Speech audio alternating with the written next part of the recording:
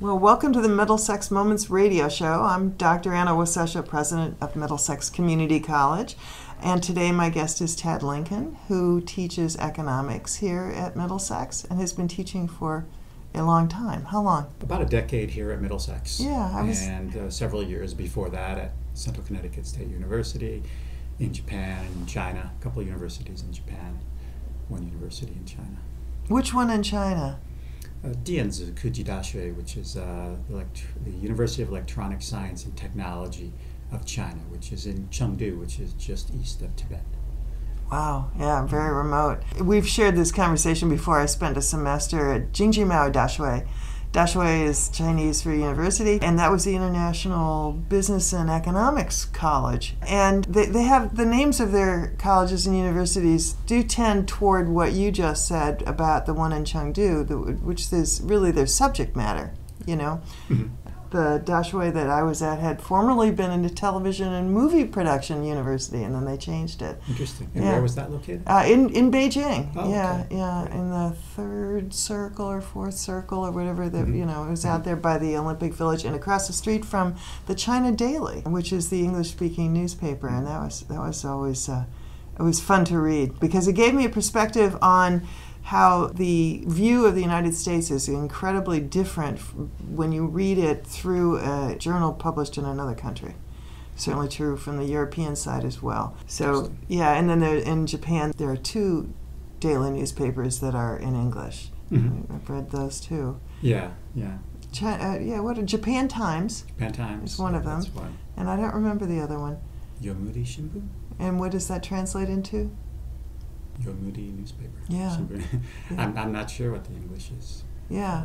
So, well, I think another piece that's interesting about that, because I don't know that we have papers in the United States, for example, printed in Polish or that are dailies, or print, so that people who live in our country can read it in their own language. Whereas, at least ones that have substantial readership. So yeah, you never hear about them. Right. But obviously, substantial enough in China and Japan of English readers that they would publish a daily newspaper. Yeah. It's amazing. Even though there are more Chinese speakers than there are English speakers in the world, so Absolutely. And there may be. Speaking of Chinese, there may be some Chinese dailies, but that's something we don't know anything about. So we should move on. So why I thought we would get together today would be to talk about international trade and international understanding and international education. So sort of all things international. And just to sort of kick this off and place it in time, we just aired a film here at Middlesex a few nights ago called Christmas Without China.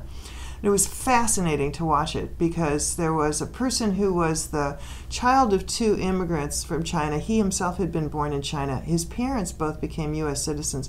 In the course of the film, he was getting American citizenship, but he was an young adult making a film. He worked very hard to find a family who would agree that they would take everything out of their house that had been made in China, and that they would buy nothing for Christmas that was made in China.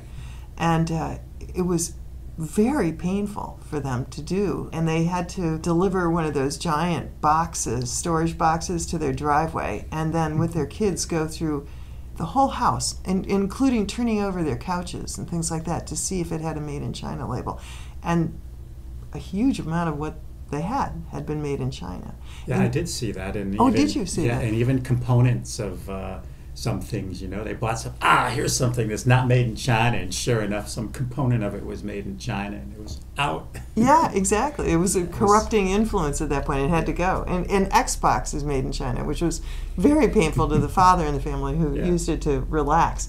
So, okay, well, we have to take a break, but when we come back, let's talk about about trade, international trade. That's a really prime example. So we'll be right back after this. Well, we're back to Middlesex Moments radio show, and where we left off just a moment ago was talking about Christmas Without China. Ted Lincoln is here. Ted lived in China, lived in Japan. And what I was hoping we would get to, so let me ask you some questions and stop talking so much on this radio program, is, what's good about international trade? Why do we want to trade internationally?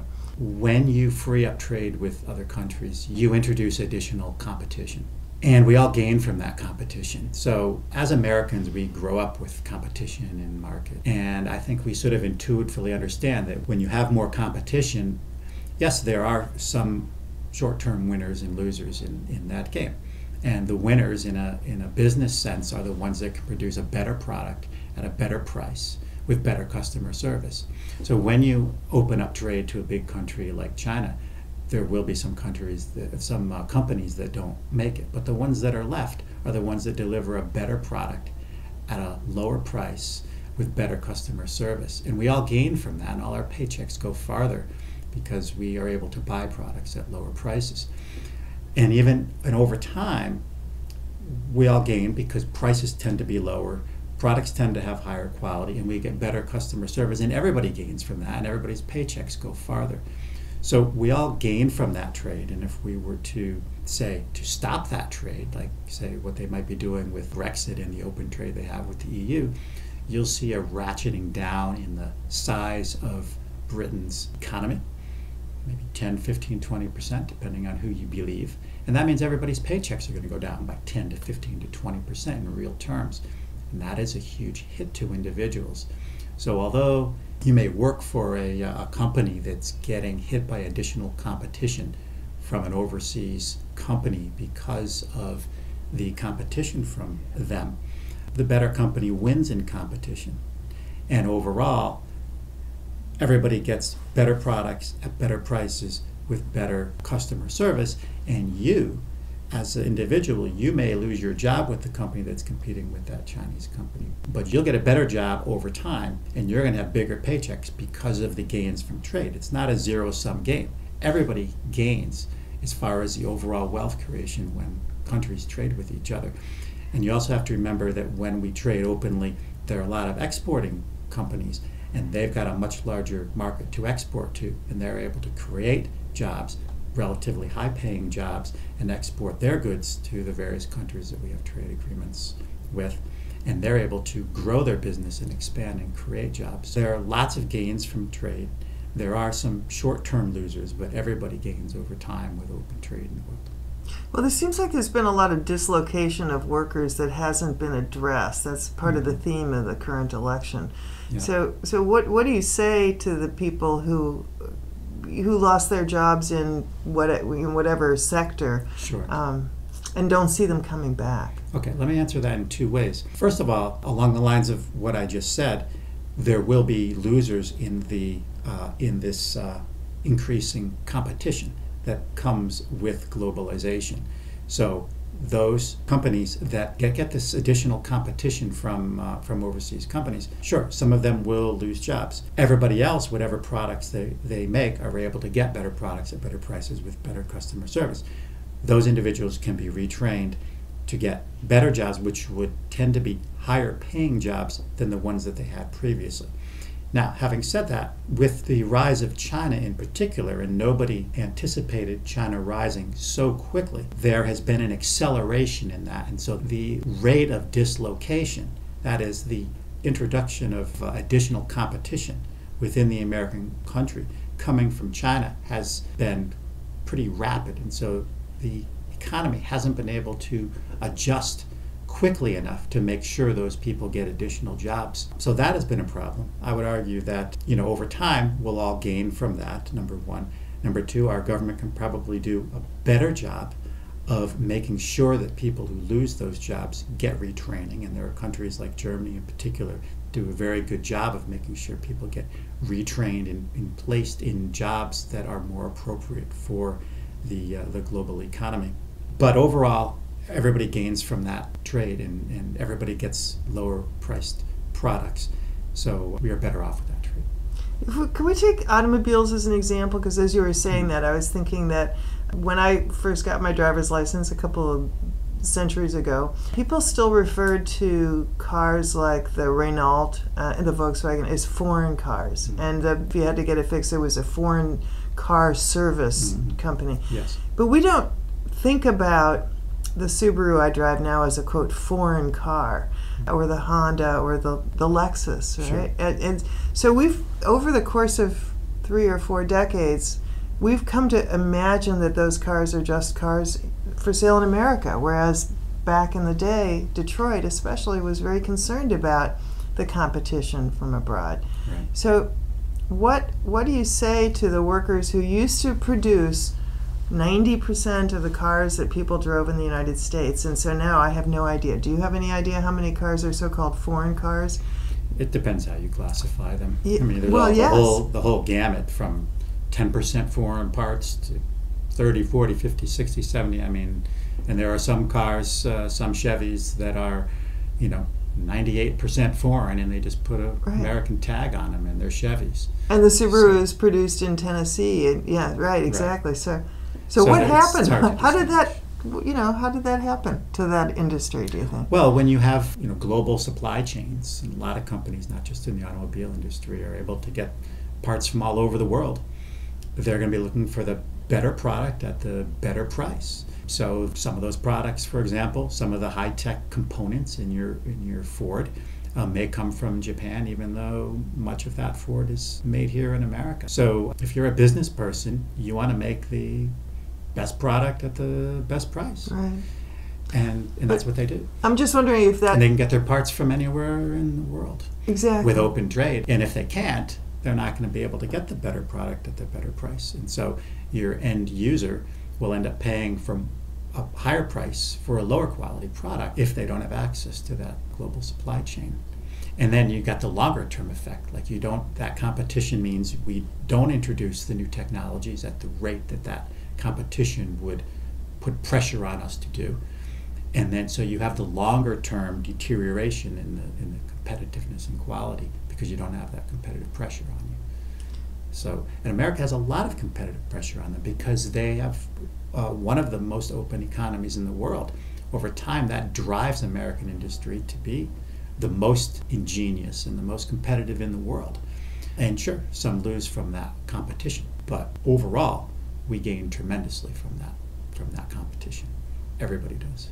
So one of the things that I'm always curious about is the idea of competition as though it were unfettered. And it is fettered in the sense that there are ways in which we protect certain industries. Sure. So agriculture would be a perfect example.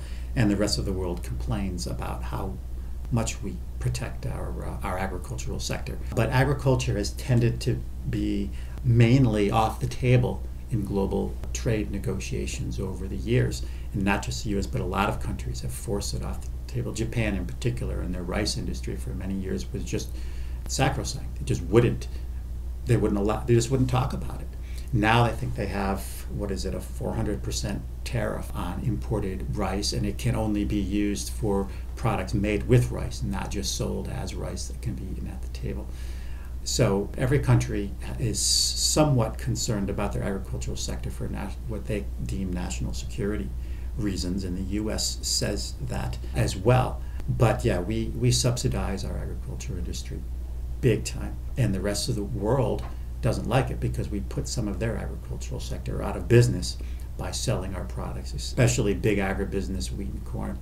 And we ship it around the world and put a lot of the world's agricultural sector out of business, and the world complains about that tremendously, and probably we should change that. But politically, that's not an easy thing to do. So in what arena are these conversations / arguments taking place? So the world complains about it. So where do they get to actually say, hey, that you can't do this anymore? In TPP discussions.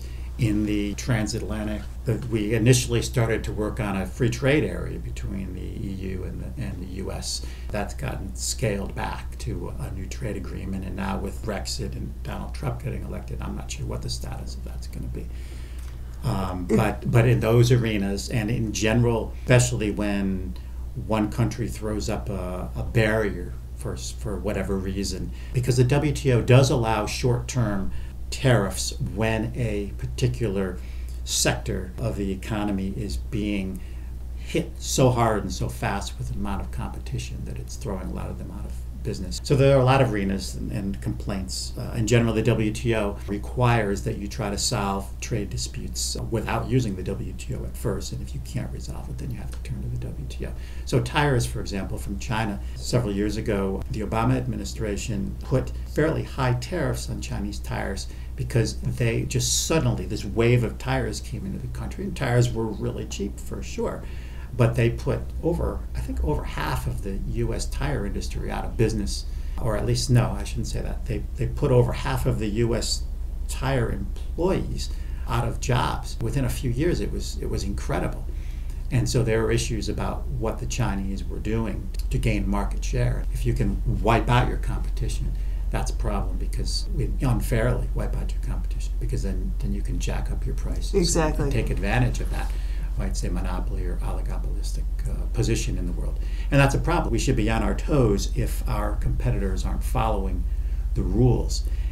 And I will add to that a lot of the concern about international trade and trade openness is really not a problem with the openness itself, but other countries, especially Japan and China, not exactly following the rules, or putting up barriers, subtle barriers to trade that kind of get around the rules.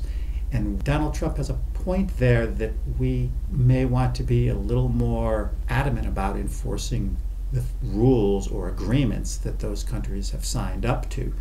Otherwise, we pay a price for that. So now we're going to take another break, and when we come back, we can dig right back into that conundrum, because that's what we're all talking about these days. So thanks so much. We'll be right back. Well, welcome back to Middlesex Moments and my conversation with Tad Lincoln, and we're talking about globalization and international trade. Those things have been topics throughout this election cycle, and I'm sort of concluding that as we begin to understand international trade, we're going to see that it's so, in a way, so integrated, so hybridized, so interconnected that there aren't any longer products that are just American or just German or just Chinese. They're all jumbled up in there. So tearing that apart and trying to be clear about controlling our imports and exports so that we favor the United States is going to be a really difficult task. Over the break, we were talking about currency manipulation, which is one of the things that we hear very often about China. And I was asking Tad if he could explain, first of all, what is it? What does that mean when you manipulate the currency? And what's the danger that's embedded in that concept? Okay. I think there have been two major currency manipulators over the past few decades, Japan and China. Japan really set the stage for it, and I would say Ronald Reagan really opened the door for it. The main way that foreign countries have manipulated currency is by using U.S. government debt. And by buying up large quantities of U.S. government debt, they're able to manipulate currencies, and I'll talk a little bit about that in a moment. And by manipulating the currency, it causes their currency to be undervalued as compared to economic fundamentals. And that allows their exports to be really cheap to everybody else in the world. And it allows imports from the U.S. to be very expensive. What Japan gained by that in the 80s especially was they were able to sell their cars dirt cheap in America. And they were able to wipe out a good chunk of America's car industry back then, when it was a little clearer whether a car was Japanese or American or from some other country. And China has done basically the same thing. What they did was they've bought up large quantities of U.S. government debt, U.S. treasuries. Let me explain how that works.